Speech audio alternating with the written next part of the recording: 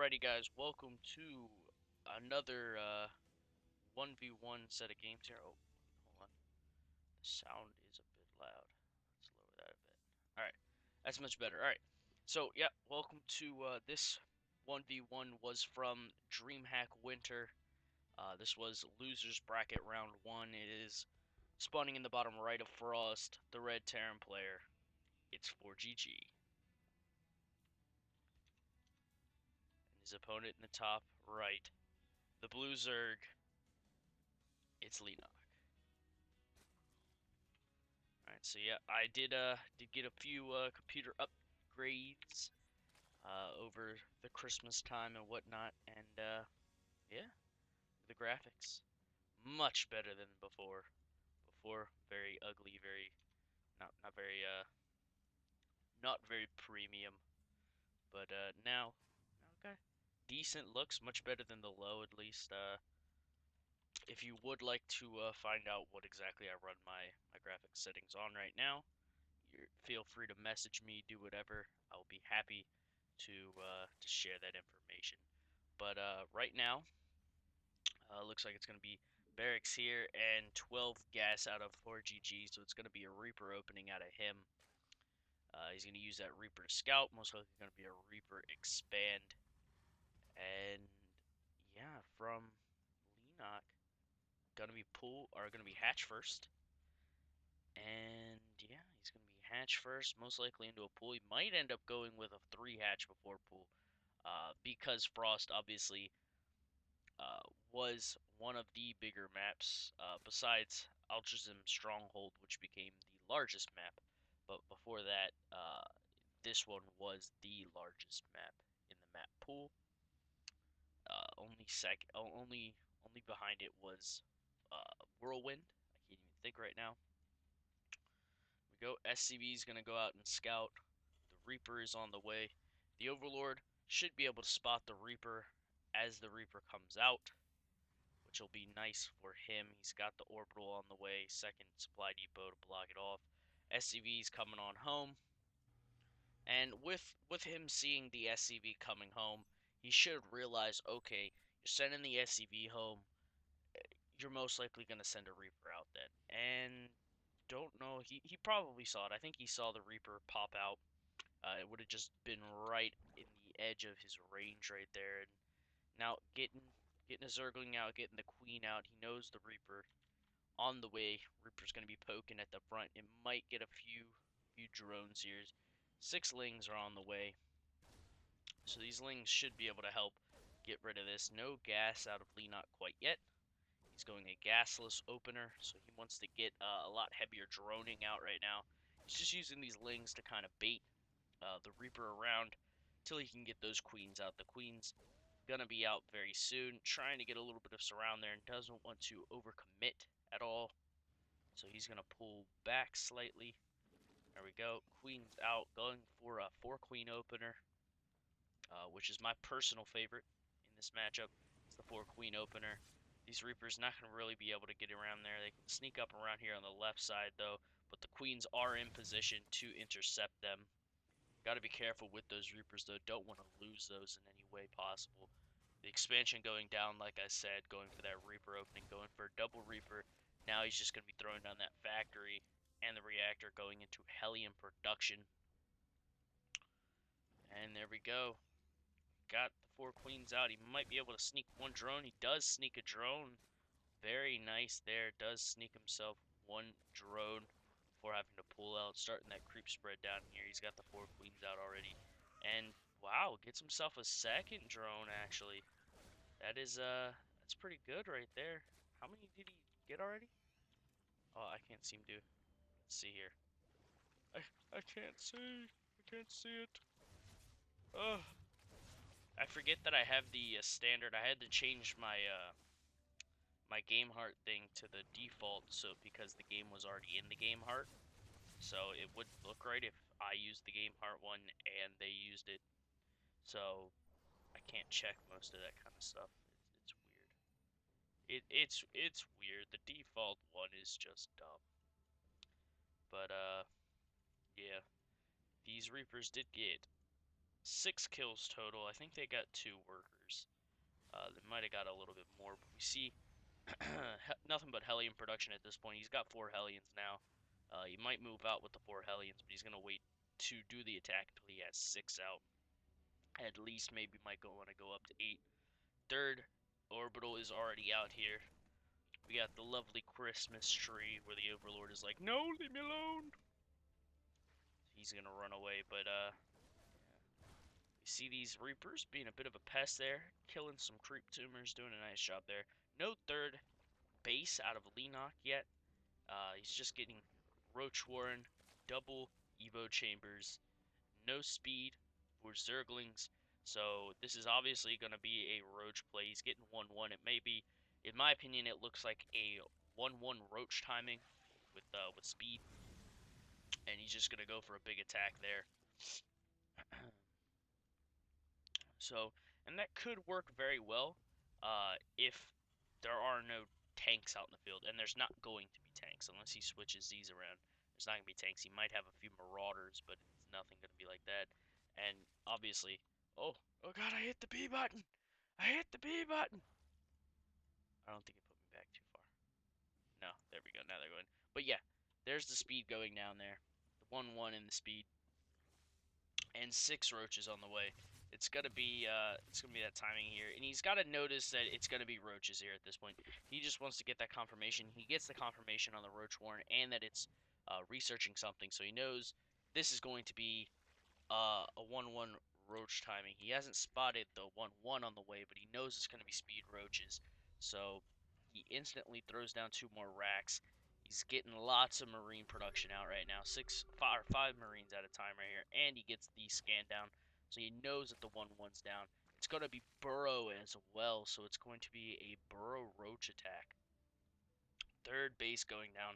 So this is not an all-in by any means here. He's keeping up his drone count. He's taking down this third base to increase his drone count. And just creep spreading right now. He just wants to do a little bit of damage with this if he can. Gonna be able to pick off that Overseer, which is very nice, but he's gonna have to fall back here because, well, guess what? 3 more bunkers have been put down. He's pulled SCVs, and Leenock will be happy if all he can do is just keep these SCVs from mining. He'll be perfectly happy with that and just go back to droning at this point. 5 Overlords on the way, so he's gonna be wanting to pump out a lot very soon. Double gas on all of his bases right now. He's getting the tunneling claws upgrade. Burrow is already finished. New ties carapace as well on the way. So, and 2-2. So it's going to be kind of like a... I saw this same build in... I'm trying to remember what it was. It was... I'm trying to remember. It was some Korean event. I forget what the name was exactly. But I saw Sulky did it against Maru. And he went with like a Roach Burrow play, and it did so much damage to him because he didn't scout the well, now he knows Burrow's on the way. That's a bit unfortunate right there. He knows Burrow's on the way, so he can start throwing up maybe a turret at the front just to detect if they were moving in with the tunneling claws, because if you see roaches with Burrow, most likely they're going to be going for some kind of a oh wow, nice little burrow right there, little burrow move. 4th base going down as well. I don't know if 4GG, no, 4GG hasn't spotted uh, this 3rd base going down. Obviously, you can see these on the map thing, but that's just because that's how it is. You can't actually get rid of those, you know, but the players can't see those. Those are just kind of open thing. A little drop going down here. Spinecrawler getting in position to help fight this. And the most important thing there for 4GG is he spotted these little spikes on the top of the roaches, meaning that they have the drilling claw upgrade, or tunneling claw, not drilling claw. That's Widow Mine's retarded. Tunneling claw upgrade.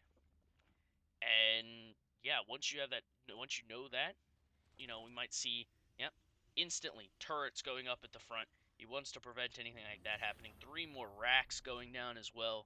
Orbital command moving into position. And he's still got these Hellions alive. still has them alive to do what he wants with them. He has a few units on the field, not a whole lot, you know.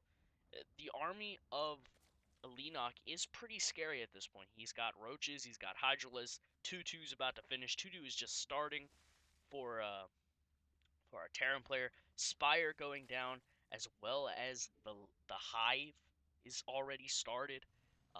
Investors on the way as well. He's gonna really be able to ramp this up. He's gonna be able to get 3-3 before the Terran player gets 3-3, and that's where it's kind of scary.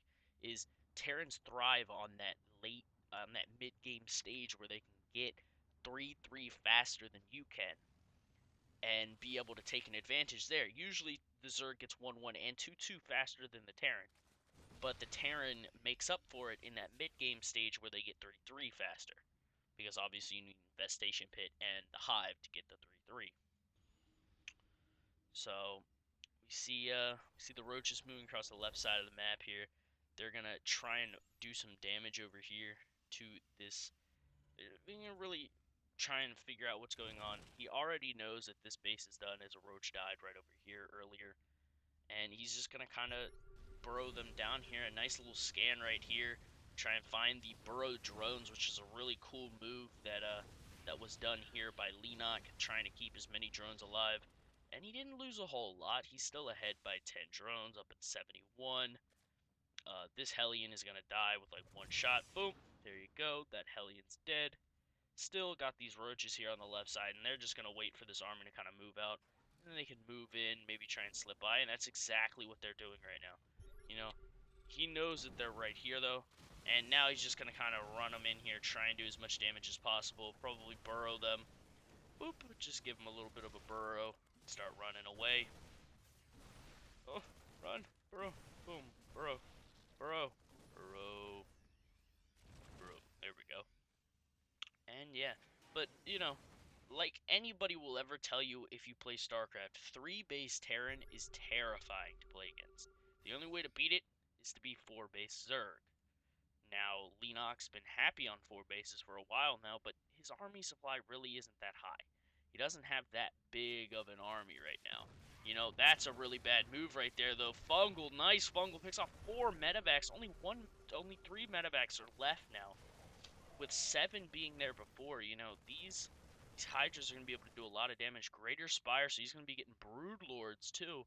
That's a great move here, because if you can survive to Brood Lords, when you pick off those medevacs, it's forcing your opponent to want to build more. So he's not going to be able to build the... Oh, did he scan them? No, he hasn't scanned all 8 of these Brood Lords that are coming out right now. So, as long as he can keep this alive, he's got the static D right here to try to help him out. But look at this army out of... Look at the siege up right here, the siege line. This is going to be near impossible for you to try and move into. Broodlords are out though now, and those are going to be terrifying. Those are going to force ForGG to fall back at this point. He has to get out of here. He can't fight these Broodlords because they'll outrange him, and if they get in a nice position, they'll be able to crush it. Look at this. Tanks going down now. 3 tanks going to fall here. That is a big move right there, and that's forcing ForGG to really fall back to this base back over here. And that's bought Leenock lots of time. He's getting +1 melee, getting that +3 carapace as well. So, and look at this. Now he's got this siege up at the mineral line here. If he can get these Broodlords back. Oh, loses one of the Broodlords. But a beautiful Fungal's going down. Look at these Fungals blanketing the army here. And this is really doing a lot of damage to ForGG here. The Broodlords are just so good, so cost efficient because they're free. And now only 1 tank remains on the field. What do you have to try and fight this force here? The regular Marine Marauder just can't deal with this. And these Hydralisks might actually be able to pick off this Orbital Command. Nope, looks like it's going to be able to get away. But there goes another tank down right here. And the DPS of these Broodlings are insane. If he can land 1 or 2 more Fungals blanketing these armies, holding them in position for these Broodlings to attack, oh, it's going to be absolutely devastating for this force here. As, you know, the Broodlords are just attacking from all directions at this point. He doesn't have any Vikings right now. He's just building Marines, getting that 3-3, but the thing is, once the +1 melee attack comes down, these broodlings are going to be so good at just absolutely annihilating forces here. They're crushing barracks now. Bit of an attack, trying to counterattack here, trying to do some damage, but he just split his army in half, left some of the broodlords, these left these queens here, and that's a bit of a bad situation. Nice stim up going in here, picking off all the queens, and gonna get under these broodlords, wiping out every one of those. And just like that, 4GG's held, but just barely held here. Look at this creep spread all the way across the map, giving him perfect vision. He knows where this army's at. He's going to go up in here. He's going to try and get him a fungal, most likely, trying to just stop this force from continuing attacking here. The medevac, nice little pull-off over here. It's going to get spotted by Leenock, though. And he's just going to try and fly in here and do some damage to this base, but there's two spine crawlers in the position. Third base trying to go back down. Fourth base was already down, getting a orbital command right there. Perfect mining on that base. And yeah, fifth base going down for Leenock as well. He's trying to just build back up there. Nice transfuse on that on that spine crawler, trying to keep that alive. As adrenal glands start going down, he's going to want to use those Zerglings as well to try and help us out. Oh no! Stop shooting! Stop shooting your infestation pit! But Ultralisks! Ultralisku! Those are on the field now, and with the heavy marine count, it's forced him to build a lot of marauders. And that means that that's going to open the door for this greater spire as well. And look at that. Look at the greater spire. Look at that. It's all frosty. It's all frosty, guys. It's a frosty one. That's cool. I've never actually seen that before. It's pretty cool, but we do see here, big engagement here. The Marauders do a lot of damage to these Ultra, though, because they are 3-3, and these Ultras are just 5-1.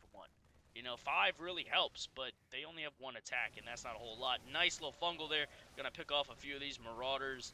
Gonna be able to come in here. Gonna be able to do a lot of damage. And they're gonna pick off one of these medevacs as well. A lot of the Ultras go down, though, and that's a big problem right here. Is he does have this force here that can do a lot of damage. He could fungal these workers if he wanted to, kill off a lot of them. Fourth base, our fifth base, like I said, is already down here, but it's 4 base versus 5 base, standard stuff here. And he's gonna pull back these infestors. They're gonna try and run home, get all his units onto creep and try and run them away.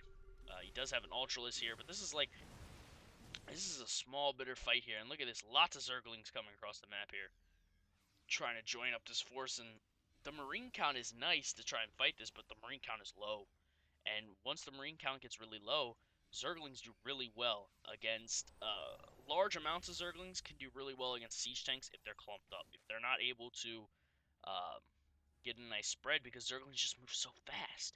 And here they come. If you can split your army of Zerglings, get them out of the way, it can do a lot of damage here. He's coming on in here. He's going to try and surround these tanks.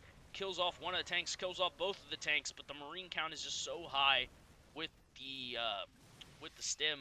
They're not going to be able to really engage that right up. The Zergling's going to do a nice job holding the army in place, picking off 4 of the Marauders, but the Zerglings are not the Zerglings, but the Marines are just too good. He's doing a nice damage over here. Breaks the kills off that 4th base. Well, doesn't really kill it off. It's going to die right now, though, and boom, the hairdryer. But there we go, moving up.